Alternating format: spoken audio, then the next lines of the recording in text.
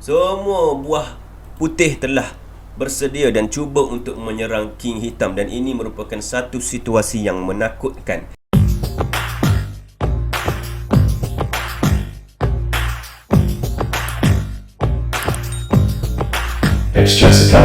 Assalamualaikum dan hai kepada semua pencatur. Dalam video kali ini kita nak tengok satu game yang telah dimainkan oleh seorang legenda Malaysia yang telah memilih untuk kembali dari persaraan selepas 14 tahun menyepi. Nama yang saya katakan di sini adalah tidak lain tidak bukan WIM Dr. Siti Zulaikha Fauzi. Baik, Siti Zulaikha Fauzi ini merupakan satu nama yang memang tidak asing lagi dalam dunia catur, terutamanya di kalangan otai-otai atau orang lama di Malaysia ini. Kenapa? Sebabnya Siti Zulaikha ni merupakan seorang pencatur wanita terkuat yang pernah dilahirkan di Malaysia dan merupakan pemegang title WIM yang pertama di negara ini. Jadi selepas 14 tahun menyepi, selepas 14 tahun tidak bermain chess, beliau memilih untuk kembali pada bulan Jun yang lepas ke Kejohanan Malaysia Chess Championship ataupun dikenali sebagai tertutup kebangsaan. Dan apa yang lebih mengejutkan, apa yang lebih menggembirakan ialah beliau berjaya memenangi tempat pertama menjadi juara kategori wanita dan seterusnya terpilih untuk mewakili negara ke Kejohanan Olimpiad di India pada bulan ini. Sangat hebat 14 tahun dah lama tak main chess, tiba-tiba kembali dan seterusnya dapat juara. Saya kalau 14 tahun tak main chess, nama Bishop pun saya dah tak ingat. Gitu. Okey, jadi kita tak nak buang masa, kita nak tengok game yang dimainkan oleh beliau menentang seorang lagi master yang disegani ramai, seorang yang kuat juga, iaitu WFM Alia Anin Azwa Bakri. Merupakan seorang juga merupakan seorang wakil negara dan sangat-sangat kuat dan terkenal. Jadi kat sini kita ada satu game dari pusingan ketujuh Kejohanan Malaysia Chess Championship 2022. Kat sini putih dimainkan oleh WIM Siti Zulaikha menentang hitam yang dimainkan oleh WFM Alia Anin Azwa. Jom kita tengok game ni. Putih memulakan dengan pawn ke E4. Kita ada E6 dan seterusnya D3. Ini merupakan King's Indian Attack, satu opening yang biasa dimainkan oleh Siti Zulaikha Fauzi. Termasuklah dalam game yang dimenanginya ke atas GM Ho Yifan sebelum ini. Baik, kat sini Alia membalas dengan pawn ke D5. Kita ada knight D2, C5, knight G ke F3, knight C6, G3 ingin membuat fashion to bishop, knight F6, bishop G2, bishop E7 dan seterusnya kosong castling. Ini semua adalah teori opening standard. Alright. Permainan diteruskan dengan queen ke C7, rook ke E1, hitam castling kosong, C3, dan kat sini Alia telah membuat satu kesilapan kecil dengan membuat tolakan pawn ke D4. Ini sebenarnya merupakan satu kesilapan kecil. Kat sini sepatutnya Alia mainkan pawn ke H6 dengan idea untuk menghalang ataupun mengawal petak G5 kat sini.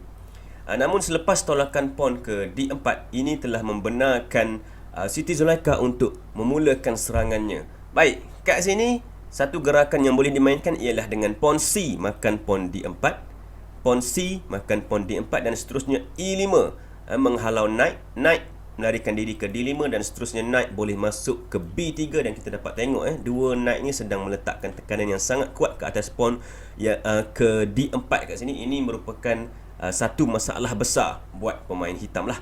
Namun selepas gerakan pawn ke D4, Siti Zulaikha memilih untuk menggerakkan pawn E5 terlebih dahulu menghalau knight, dan selepas knight melarikan diri ke D7, queen E2 dimainkan. Kita ada pawn D makan pawn C3, pawn B makan pawn C3 dan seterusnya rook ke B8 diikuti dengan knight ke F1. Baik, dalam posisi sebegini dalam opening sebegini, kebiasaannya kedua-dua pemain akan cuba untuk membuat serangan bertentangan satu sama lain. Kalau kita tengok kat sini, knight ke F1 ni adalah bertujuan untuk menggerakkan dirinya ke H2 ataupun G3 nanti, bertujuan untuk menambahkan serangan-serangan ke atas king hitam. Manakala rook B8 yang dimainkan oleh Alia pula bertujuan yang sama, mencuba untuk membuat tolakan-tolakan pawn ke sebelah queenside dan seterusnya mencuba menyerang ke arah bertentangan kat sini. Ini adalah idea kedua-dua pemain dan idea yang biasanya dilakukan kat sini. Namun kat sini gerakan yang bagus untuk terus membuat serangan ialah semestinya pawn ke B5 kat sini mencuba untuk meletakkan tekanan di sebelah queenside. Namun selepas naik ke F1, Alia memainkan naik ke B6 dan gerakan ini merupakan satu gerakan yang sedikit perlahan. Sebab apa? Sebab naik tu membuat blocking kepada pawnnya untuk mara ke depan. Jadi naik ke B6 ni merupakan sekali lagi satu kesilapan kecil yang telah dimainkan oleh Alia. Kat sini, Siti Zulaikha tidak membuang masa, dia terus menggerakkan pawn ke H4. Kita ada knight ke D5 mengancam untuk makan pawn C3. Jadi kat sini pawn C4 membuat tolakan sahaja sambil menghalang knight, dan knight di D5 ni terpaksa kembali ke B6. Kenapa macam tu? Sebabnya kalau knight masuk ke C3 ini merupakan satu blunder yang sangat besar lah. Sebab knight ni akan mati. Diikuti dengan queen ke C2 menyerang knight. Queen A5 terpaksa dimainkan mengawal knight, dan kat sini selepas bishop ke B2 membuat pin, kita dapat tengok knight di C3 tu akan mati. Jadi sebab itulah selepas tolakan pawn ke C4 dilakukan, knight terpaksa kembali ke B6, dan ini sebenarnya telah membazirkan tempo, membazirkan masa pemain hitam. Baik, permainan diteruskan dengan bishop ke F4. Kita ada queen D8, pawn ke H5, knight masuk ke D4. Pertukaran knight berlaku kat sini dengan knight makan knight D4, queen makan knight D4 dan seterusnya knight H2. Lihat bagaimana knight ni daripada jauh dia berjalan untuk masuk dan cuba menyerang king hitam kat sini. Baik, rook D8 dimainkan. Kita ada bishop E4, knight A4 dan seterusnya queen G4. Tengok, semua buah putih telah bersedia dan cuba untuk menyerang king hitam, dan ini merupakan satu situasi yang menakutkan. Dan kat sini Alia telah memainkan satu gerakan yang salah, yang blunder kat sini. Sepatutnya selepas queen pergi ke sini membuat pin cuba menyerang king, sepatutnya satu gerakan yang boleh dimainkan oleh hitam ialah king lari ke H8 untuk cuba defend macam ni. Tapi selepas queen ke G4, Alia memilih untuk menggerakkan knightnya masuk ke C3. Dan ini merupakan satu kesalahan. Sebabnya Siti Zulaikha boleh menyerang hitam dengan sangat-sangat ganas kat sini. Kita tengok kesambungannya. Baik, kat sini knight F3 dimainkan menyerang queen. Jadi queen lari ke D7 dan seterusnya bishop H6 dimainkan dengan idea untuk membuat checkmate Queen makan pawn G7 kat sini. Semestinya pawn tak boleh nak makan bishop lah, sebab kalau pawn makan bishop ini akan terjadi open check. Kat sini Alia terpaksa defend dengan bishop ke F8. Namun kat sini Siti Zulaikha membuat satu gerakan yang bagus dengan sacrifice bishop makan pawn di G7. Kenapakah ini gerakan yang bagus? Sebab kalaulah bishop ini tidak dimakan, contohnya Alia membuat gerakan seperti knight makan bishop E4, ini merupakan satu kesalahan yang sangat-sangat besar, sebab ini boleh menyebabkan bishop pergi ke F6 membuat open check kat situ. Dan selepas itu king tak boleh nak larikan diri. Knight terpaksa block dengan G5, queen boleh makan knight, bishop terpaksa block di G7 dan seterusnya queen makan saja bishop tu. Ini terjadi checkmate awal pada move ke-27. Jadi selepas bishop membuat sacrifice ini terpaksa diterima oleh Alia dengan bishop makan bishop G7 dan seterusnya kita ada H6. Sekali lagi mengancam untuk queen makan bishop di G7. Dan F5 terpaksa dimainkan oleh Alia membuka ruang queen untuk mengawal bishop di G7, dan kita ada pawn E makan pawn F6 on position dibuat kat sini sambil mengancam untuk makan bishop G7 kat situ.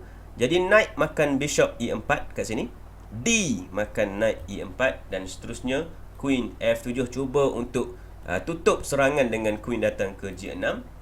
Siti Zulaikha telah mempunyai banyak kelebihan dan dia terus tolakkan pawn ke E5. Lihat dua pawn ni sangat kuat kat sini. Dan barulah Alia memilih untuk king larikan diri ke H8, namun ini sudah terlambat. Sebabnya kat sini bishop tu akan dimakan. Kita ada pawn H makan bishop di G7 membuat check dan king terpaksa kembali ke G8. Seterusnya rook A ke D1 dimainkan, cuba untuk mengawal file D dan cuba mengancam untuk makan rook di D8. Jadi bishop D7 dimainkan kat sini. Siti Zulaikha membawa knightnya pula kali ini dengan knight pergi ke G5 mengancam queen. Queen lari ke G6 dan kat sinilah Siti Zulaikha telah membuat satu lagi gerakan yang bagus, gerakan yang terus menyebabkan kemenangan dicapai. Baik, kat sini korang boleh stop, cuba pause video ni kat sini dan cari apakah gerakan tersebut. Silakan. Satu lagi sacrifice yang dilakukan oleh Siti Zulaikha kat sini ialah dengan rook makan bishop D7. Ini merupakan sacrifice yang bagus. Sebab apa? Sebab kat sini hitam membalas rook makan rook D7 dan queen makan pawn E6 boleh dibuat kat sini. Memaksa rook untuk block di F7 dan selepas itu knight makan rook F7. Queen makan knight F7. Kita dapat tengok Siti Zulaikha mempunyai kelebihan yang sangat banyak kat sini. Dan dalam posisi sebegini, sudah semestinya Siti Zulaikha memilih untuk menukarkan queen. Kat sini kita ada queen makan queen F7, king makan queen F7, dan dapat dibilang kat sini pawnnya sangat banyak. Saya pun dah tak terkira kat sini dan sudah semestinya ini satu kelebihan yang besar. Dan macam manakah putih nak memenangi perlawanan ini? Senang sahaja. Siti Zulaikha membuat tolakan pawn ke E6. Sekali lagi membuat pawn sacrifice kat sini. Jadi king makan pawn F6 dan seterusnya E7 dimainkan dan ini merupakan satu kemenangan yang pastilah. Sebab apa? Sebab apa-apa yang hitam buat kat sini sudah semestinya tidak mampu untuk menghalang kejayaan putih. Sebagai contoh, king boleh makan pawn di G7, namun E8 sahaja tukar queen selepas rook makan queen, rook makan rook, putih ada kelebihan satu rook lah. Ini adalah menang. Kita kembali ke sini. Apa jadi pula kalau king pergi ke F7? Semestinya pawn ke E8 saja tukar kepada queen. Rook terpaksa makan queen E8, rook makan rook E8 diikuti dengan king makan rook E8 dan seterusnya pawn ke G8 akan membuat pertukaran queen. Dan kat sini selepas rook makan rook E8, kalau king memilih untuk makan pawn G7 tak bagi naik queen, sudah semestinya rook putih sangat berkuasa kat sini. Namun selepas tolakan pawn ke E7, rook E8 telah dipilih kat sini dan ini sama juga.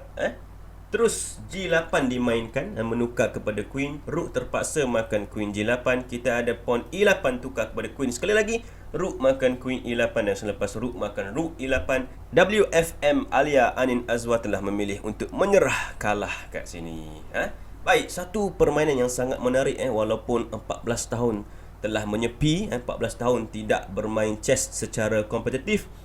WIM Dr. Siti Zulaikha Fauzi telah kembali dan mencatatkan kejuaraan yang ke-9-nya dalam National Close ataupun Malaysia Chess Championship. Ini merupakan satu rekod yang sudah pasti sangat sukar untuk ditiru pada masa hadapan.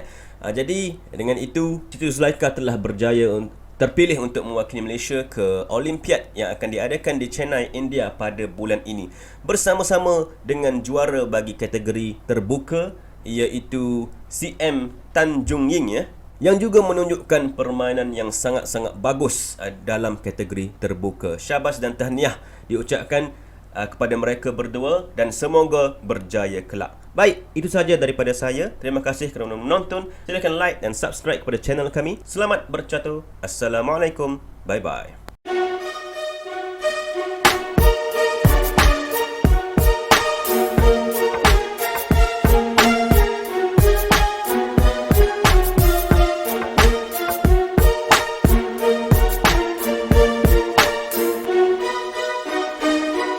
Express Academy.